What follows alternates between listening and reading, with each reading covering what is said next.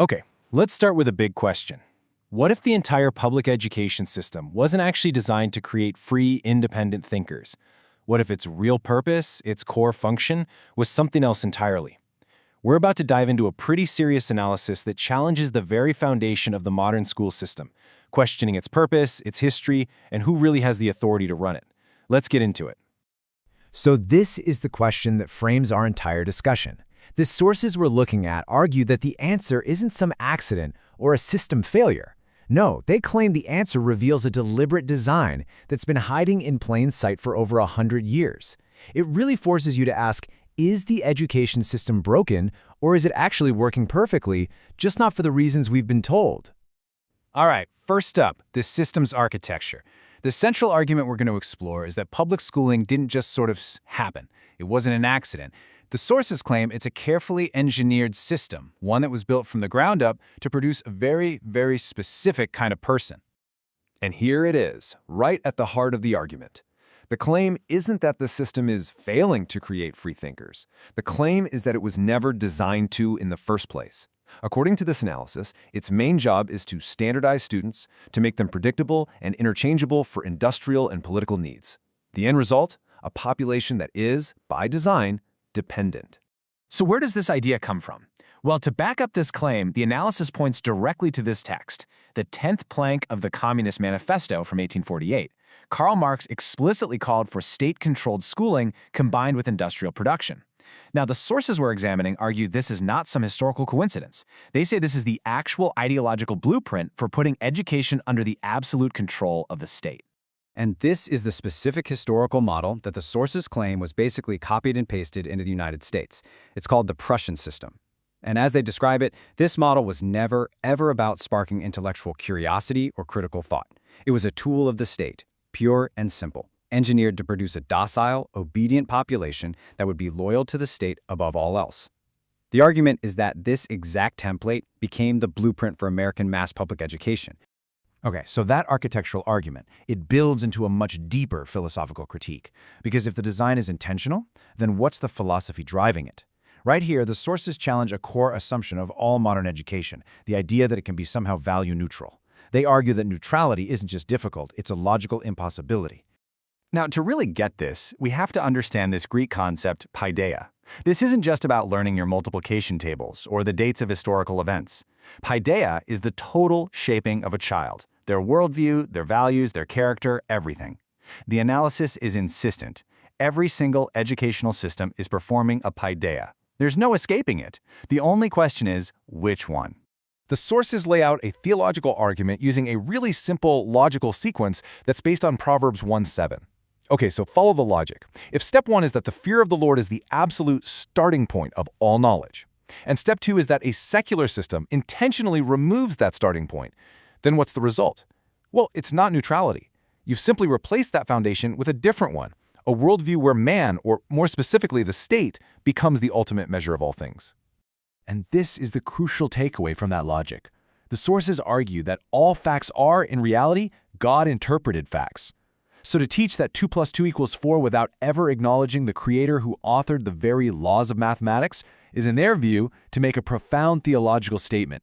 It implicitly teaches that the universe just runs on its own, a machine that doesn't need a creator. And they define this as a form of practical atheism. This verse is presented as an unbreakable iron law of education. All teaching is a form of discipleship. A student doesn't just download facts. They are slowly and surely molded to become like their teacher. So, the argument goes, after spending something like 14,000 hours immersed in a secular system, a student will inevitably absorb its worldview, its hidden curriculum, and come to reflect it.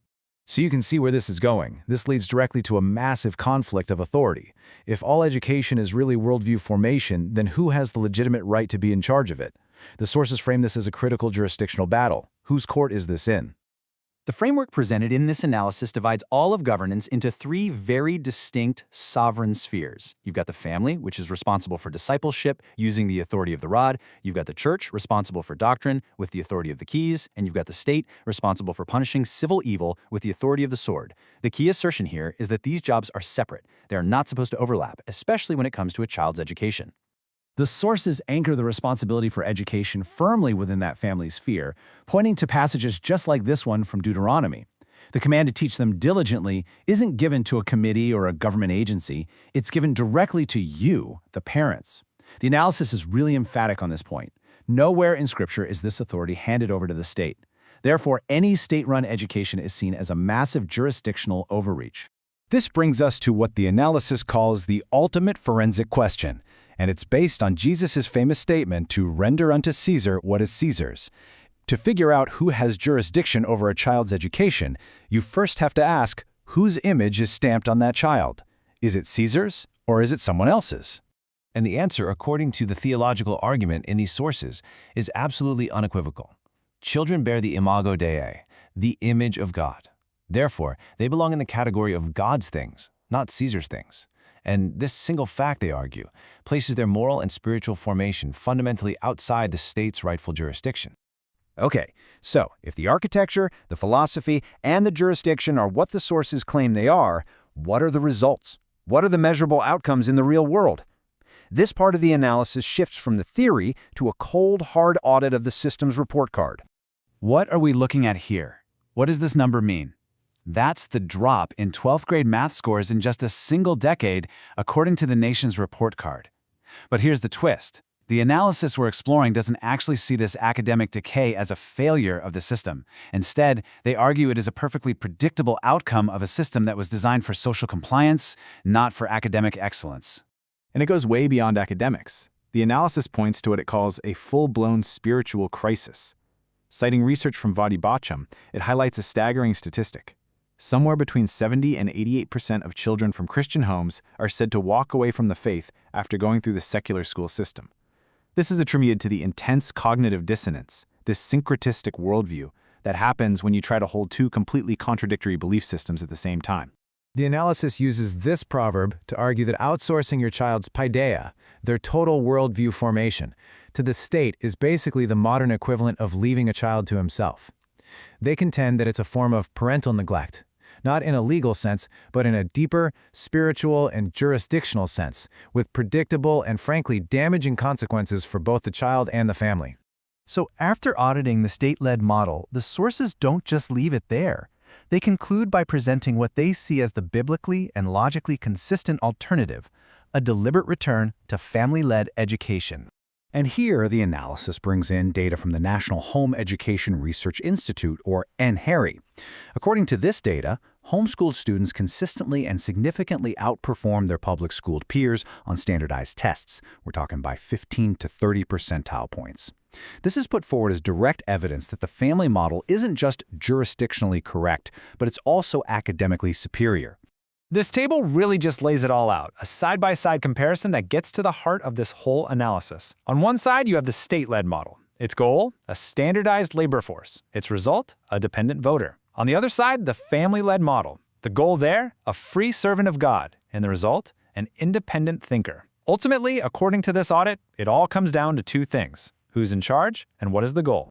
And that brings us right back to where we started, but with a much sharper focus. The sources leave us with this one final critical question. It wraps up the entire conflict, forcing us to think not just about teaching methods or curriculum, but about the fundamental authority behind it all. Who gets to control the forge? Who holds the hammer? And what kind of citizen are they trying to create?